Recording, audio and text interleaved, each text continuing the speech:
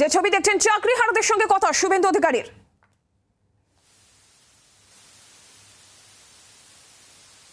প্রস্তাবে সমর্থন করব এবং সেই প্রস্তাব নিয়ে সুপ্রিম কোর্টে রাজ্য সরকার যাক।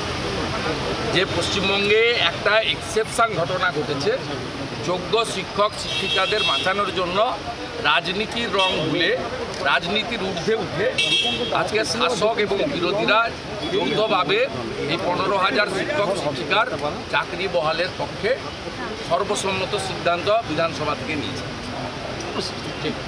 আমি পরিষ্কারভাবে বলছি, আমরা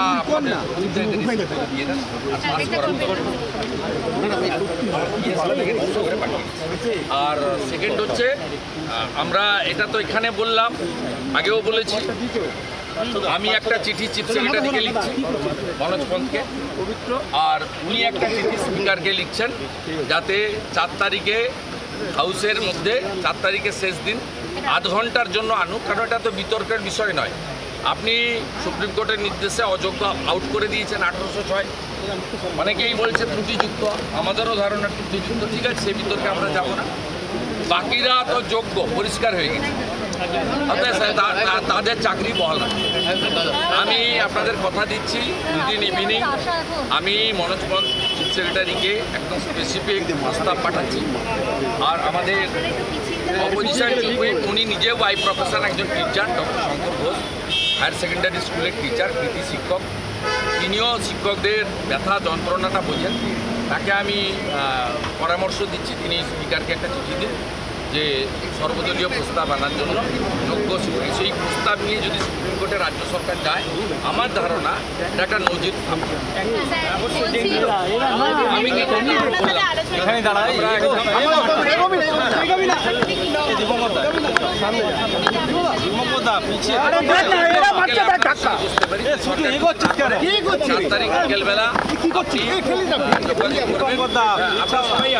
বিকেলবেলা সাবজেক্ট এক, এখানে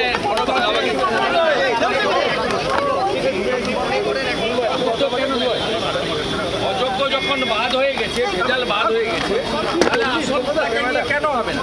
আমি তো দুটো প্রস্তাব দিচ্ছি।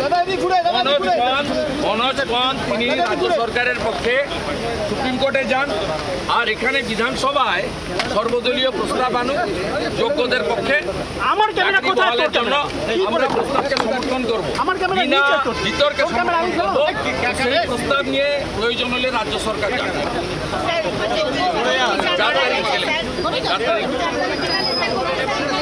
আমি জানি রাস্তায় কি করছেন, ক্যামেরাটা শুভেন্দুদা দাদা बॉल बात नहीं है। ये फॉर्म पैदा करने के लिए बताया माइग्रेंट लेबर जो